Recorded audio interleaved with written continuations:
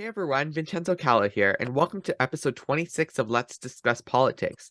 Today, I'm glad to be joined by the MP for Bruce Grey Owen Sound, Alex Ruff.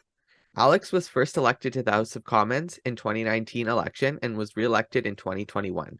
Prior to being elected, Alex served as an infantry colonel in the Royal Canadian Regiment for over 25 years.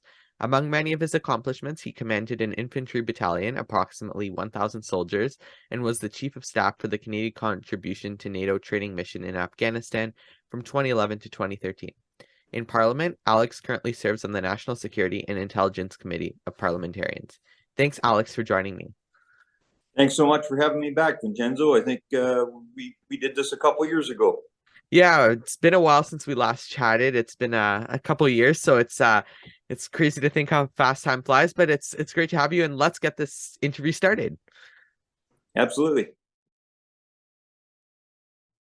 So our first segment is called Alex's Story, where we'll talk about Alex's political history. So to start off, when did you first get involved in politics? Well, I mean, I was involved early in my life, maybe in high school a little bit, involved with the back then the Youth PC Party. Not really actively involved. I think it was more my dad twisting my arm in high school, but helping dad put signs up. My dad's always been active behind the scenes with politics at the provincial, federal level, and even municipal. My dad sat as the reeve of my small hometown at Terra, Ontario, and as a councillor. So I think that was a little bit. And then in the military, as maybe your listeners or watchers are aware, you can't really do anything publicly. There's nothing stopping you from being a member of any political party. So at different times, I've been a member of in my military career, an active member of the party. I've had that's when I really started getting involved back in the early 2000s, helping support one of my friends when he made a run for to be the federal candidate down in New Brunswick. And so helping out behind the scenes and then just staying in touch. I've known the Honorable Aaron O'Toole for 30 years. He was a couple of years ahead of me in military college, but it really was something that just happened at the sort of last minute almost in the 2018 timeframe when somebody broached me and asked me, hey, have you ever thought about politics? And I looked at them like they had three heads, said, why the F would I want to get involved in politics? But then the more I thought about it, the more interested I became, and I started talking to friends and people that were involved. And ultimately, when I got confirmation that my predecessor, Larry Miller, was no longer running for office, I decided to throw my name into the hat, and I left Iraq and was in running for the nomination within 2 weeks. So, on the next question is why did you decide to run for the position you hold? But maybe talk a bit more about that sort of transition for you from the military, from active military involvement into politics, into running a campaign, into running for MP. Why did you decide to do that? What made you jump? And tell me a bit about that process.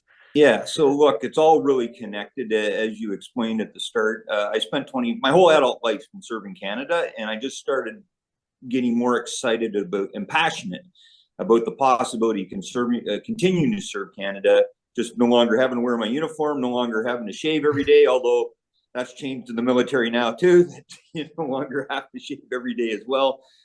So I think that was part of the inspiration. It was a way for me to get home. I've been very tied to my hometown. That's where I represent the riding the Bruce Grey Owen Sound. Lots come from a large family on both my mom and my dad's side.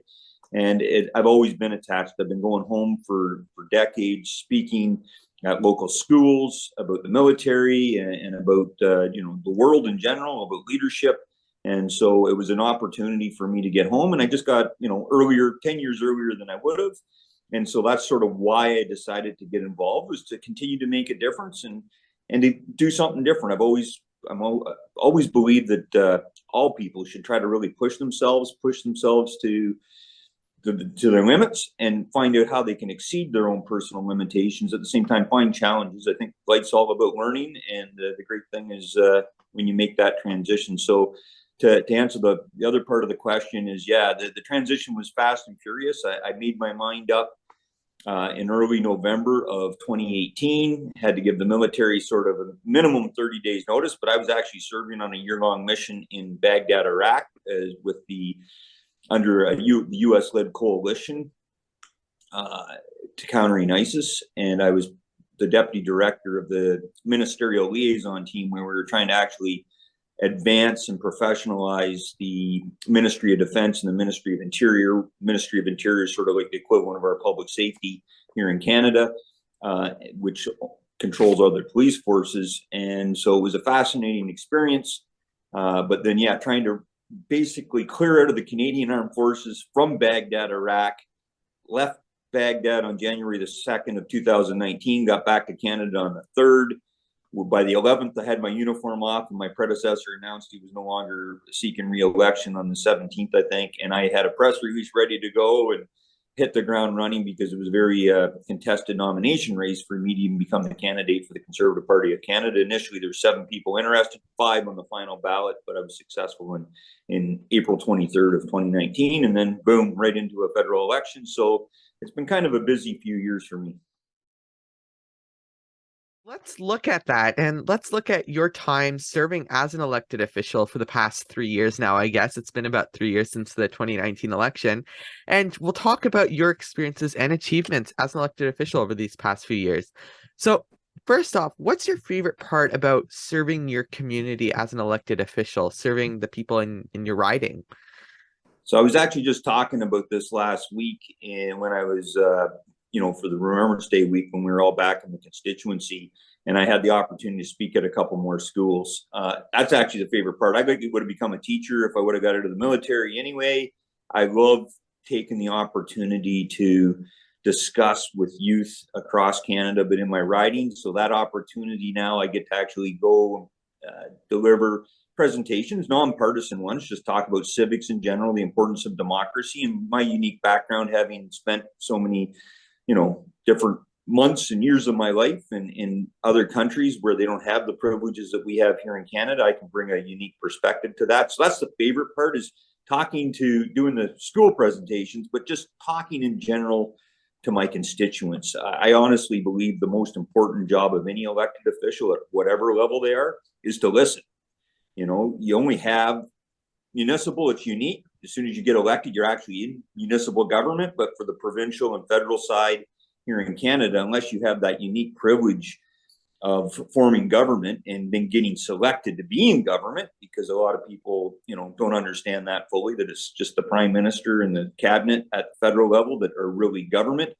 It's a unique, the rest of the time, your job is to really listen and then to advocate for those issues that matter most to your constituents. So that's really what I enjoy the best about it, is that opportunity to communicate and talk and meet new people right across the great riding of Bruce Grey, Owen Sound. So, I wanted to ask you as well now. So you've been active over the past few years as an MP, and I'm sure you've been doing different things. And I wanted to ask you what your favorite achievement as an MP has been so far. Well, I don't think I've achieved much of anything really, right? It kind of goes back to my first thing, my first part of this question, where I talked about my job's to listen. So I think myself, and I've been blessed to have a great team, is to really develop a relationship, or a reputation as an MP that listens, that does care about what his constituents are concerned about, and wants to hear that feedback, whether we agree or agree to disagree. So I really think that's the goal. My goal, it's not about me, right? As I said, I've been serving Canada my whole life. I think most politicians get involved to just try to make a difference. And to be frank, that's just what I'm focused on. So that when I leave the role as the member of Parliament for Bruce Grey, Owen Sound, if the yardsticks have moved slightly forward, but to me, I'm not in this to achieve anything other than to continue to advocate and do the best I can for all my constituents of Bruce Grey, Owen Sound. Let's get into the last segment now, which is called Politics Are All Around Us, where we'll talk about this world of politics that surrounds us every day. So, first off, who is or who was another politician that inspires you? There's lots, but I think the one I'm going to bring up is the former member of provincial parliament for my riding, the late Bill Murdoch. We just lost Bill this past summer to cancer. He came on pretty quick in the last few years. He thought he had it beat, but unfortunately he didn't, and we just lost him.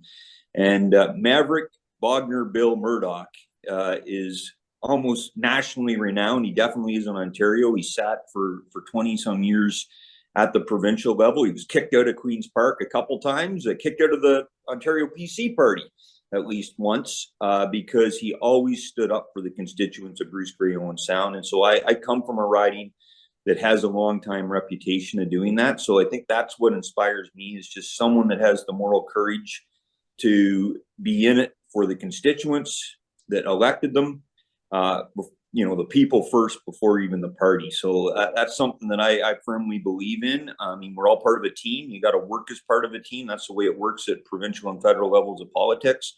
But ultimately, we have to remember why we're there. And we're there at the bequest and because of the great honor that's been bestowed upon us by being elected in the first place. So Bill Murdoch is one of those guys that developed this phenomenal reputation for really standing up for the constituents. And I just think that's what more elected officials should be doing.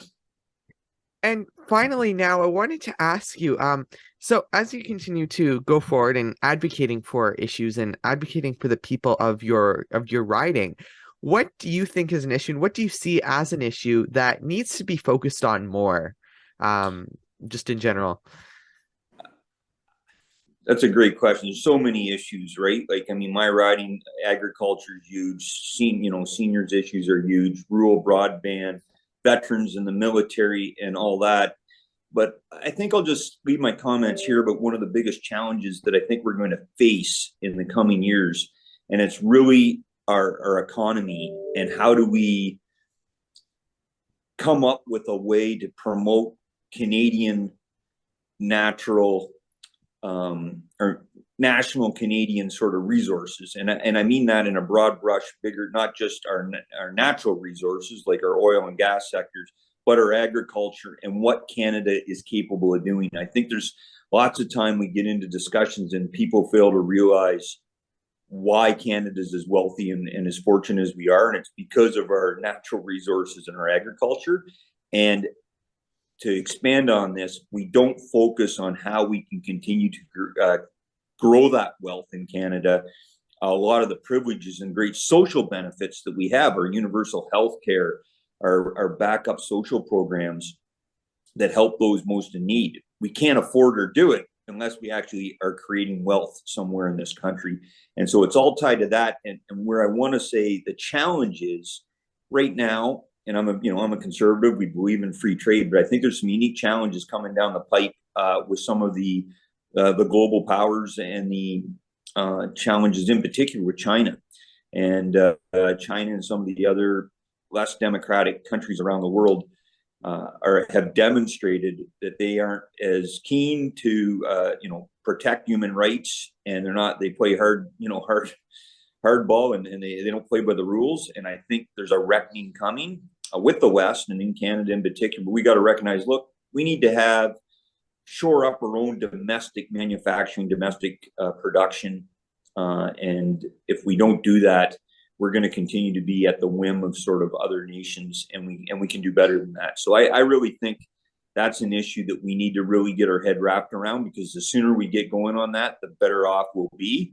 It will be a challenging, and I would argue even painful at times as we go through that transition and evolution of where we need to go from an economic standpoint. So that is all for today. Thank you, Alex, so much for joining me. Thanks so much, Vincenzo. Well, it was great having you. And if you liked today's interview, make sure to go check out my other interview with Alex on Instagram for Top 10. If you're watching this interview at the date of the premiere, it's going to be coming out on Friday. So to stay updated, make sure to follow me on Twitter, Facebook, Instagram, and TikTok at BC Productions 25. Check out my website, VincenzoCalla.com. Make sure to like, subscribe, and choose to get notifications here on YouTube. Let's Discuss Politics is a VCalla production. So until the next video, I'm Vincenzo Calla, signing out.